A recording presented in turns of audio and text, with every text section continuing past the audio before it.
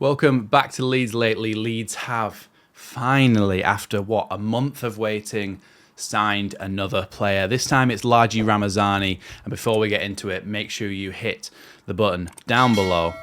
And yeah, it'll really help me out. So, of course, we're going to be talking about yesterday's new signing, brand new signing, Largie Ramazani, who we signed from Union Deportivo Almeria in Spain. Somebody who had come through the Man United academy and has started to make an impact on the Spanish leagues in the form of his position under Almeria. Now, Ramazani is only 23 years old, so again, one for now, but also one for the future, and somebody who Leeds United see as their replacement for Crescencio Somerville, who of course left for West Ham this summer. So, what sort of player is he? That's what we're going to explore in this video today. First, we're going to have a little look at FB Ref, where they compare players to similar players, so you can get an idea of what kind of players they are. And when you have a look at some of the players that he's being compared to in terms of statistics, you can understand why he's in such high demand for Leeds United. So,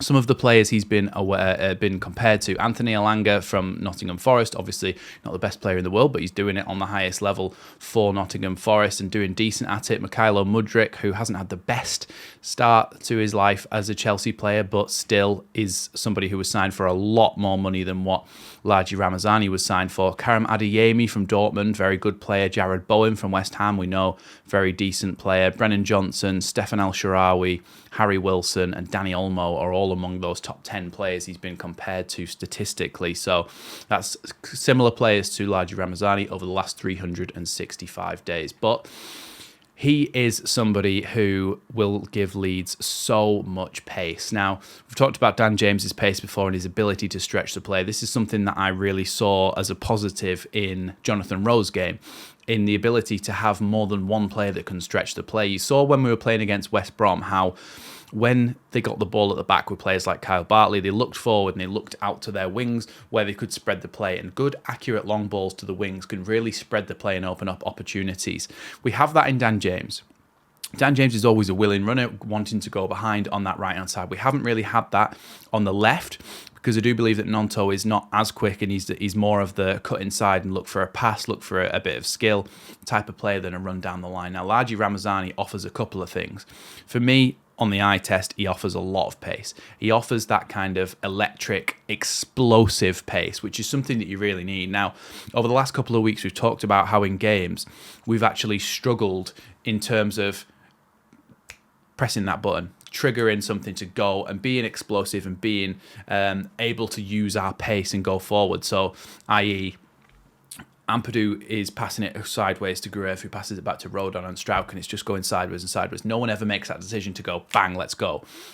Because we haven't really got anyone with that explosive pace, you kind of expect that to come from a pass.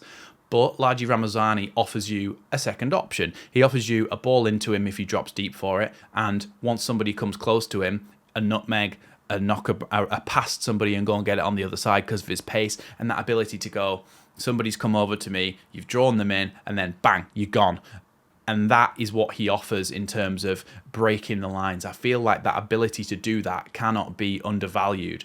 It can be undervalued. It is undervalued, but it cannot be overstated how important that can be. And he is somebody who can provide that kind of explosivity, that ability to just go, do you know what, I've got the ball, draw someone in, bang, we're gone. It sucks all the players across thinking, oh no, he's gone past them first, man. What do we do? How do we readjust? And I think that Largie Ramazani definitely has that in the locker. He has a lot of decent passes in his locker as well. He's maybe not the best passing he's basically not the best passing player in the world, but there are certain pass types that he likes to do. Playing the ball across the box, inside the box as well, can really, really be helpful for Largie Ramazani, crossing that ball in. Sometimes he likes to go wide, sometimes he likes to come inside and try and have a shot on goal as well, but he can play left or right, potentially as a striker as well if we really need it. I think he's very versatile in the kind of positions that he can play. So we're going to now get into some of his statistics. When we look at Largie Ramazani's statistics, it's one of those things where it's almost like the opposite of flattering to deceive. He doesn't look great on paper. Let's be honest. When we look at his statistics, and you'll be able to see it on this chart now, he doesn't look great on paper. But last season, he assisted 5 and scored 3.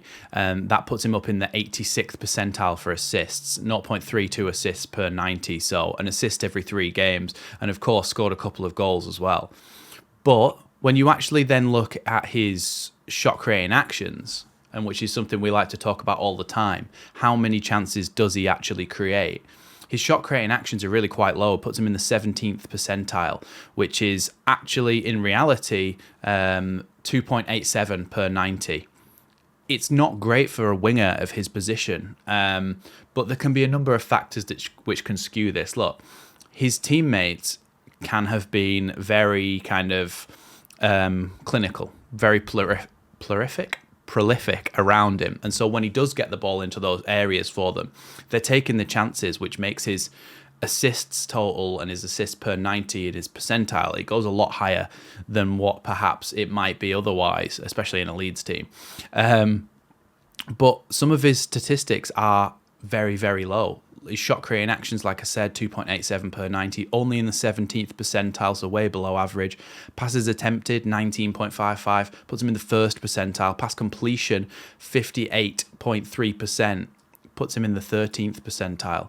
He's not, pass completion, 58.3%, puts him in the 1st percentile, i.e. he's in the bottom 1% of pass completion. But again, like I always say with pass completion, he's trying risky passes. He's trying to get the ball in the box. He's trying to make things happen. He's one of those players where he's raw.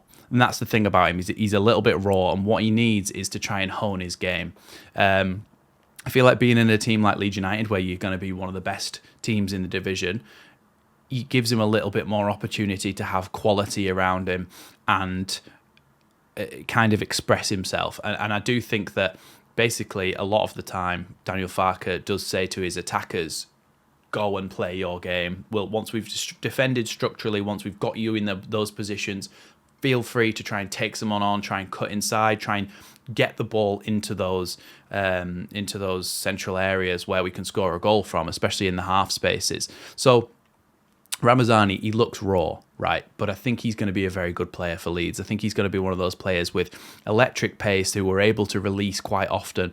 And even if he doesn't finish his chances every time or set up the goal perfectly every time, he's going to be good enough to get us a load of assists and a load of goals this season. And I think, like I said, it's the opposite of flattering to deceive.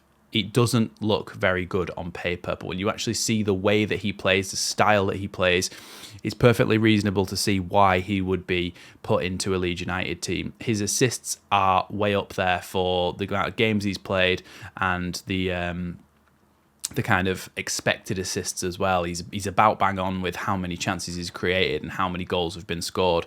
One thing that's really, really high up, 1.85 interceptions per 90 puts him in the 99th percentile. To me, that suggests a very good pressing player, which is something that we really need to kind of implement back into our game. I talked in pre-season how I thought that Leeds did really well in that press, but with somebody like Largie Ramazani in the side, who with his pace and his ability to intercept the ball, his ability to cut off passing lanes, that could be really good on the press. And he scored a few goals from that as well last season.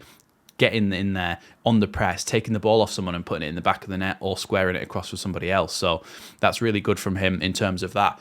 Successful take-ons as well is quite a positive. He's above average for that. 1.85 per 90 puts him in the 64th percentile. So he's the type of player who I like, how I said in the eye test, he does like to go past people. He does like to go forward.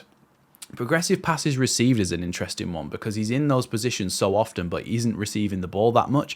He's only in the 25th percentile for that, which is 6.18 progressive passes received per 90. So he's receiving passes in the final third only 6.2 times per 90, essentially. It's not that great, but with Leeds being a more possession-dominant side, I think that will improve. His key passes will improve as well if Leeds United can make the runs to provide space for him. Again, he's a type of player who he could do well for Leeds, but I think he's the type of player who really needs a good number 10 to help him out, because if he's not getting the service, he can take people on. He can try and create things for himself. You can see with his successful take-ons, he carries into the penalty area as well. He's in the 66th percentile, carries into the final third, 60th percentile. He's above average for those things. He likes to get the ball forward. He likes to carry it forward and be positive when he's got it. But what I think is that Leeds have to sign a number 10 to complement his game, because he's very good, and he will be very good for Leeds as a raw young talent who's going to try and explode past people and go and create chances and score goals.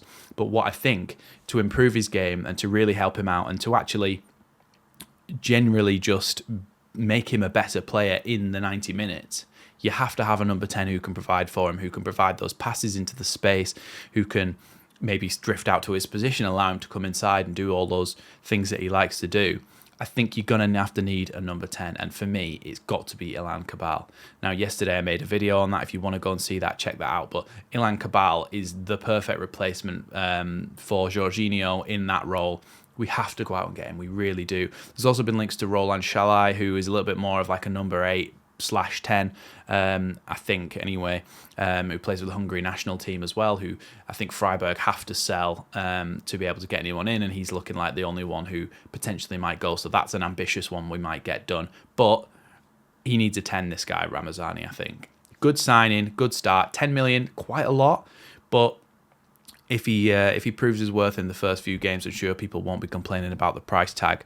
Actually, I don't think people are complaining about the price tag anyway, because we've actually brought somebody in. So, yeah. It remains to be seen how Largie Ramazani starts his life at Leeds. But on paper, like I said, it doesn't look the best in the world. But when you look on the eye test, you can certainly see how he'll fit in. And for me, he needs a number 10 to come and help him out. So, not to be too negative, but I think he is a very raw talent, and you may get frustrated with him at first, losing the ball in certain areas, passing not being fantastic. But once he gets going and once he has a number 10 to help him out, I think he could be a really, really positive aspect of our season. Thanks for watching Leeds Lately. I will be live tonight with the Sheffield Wednesday game, and the match reaction afterwards will be pushed back to 12 p.m. tomorrow, so look out for that then. But as for now, make sure you join me live tonight at 7:45, 15 minutes before kickoff, and we'll hopefully win that game. Thanks for watching Leeds Lately, and I'll see you in the next one.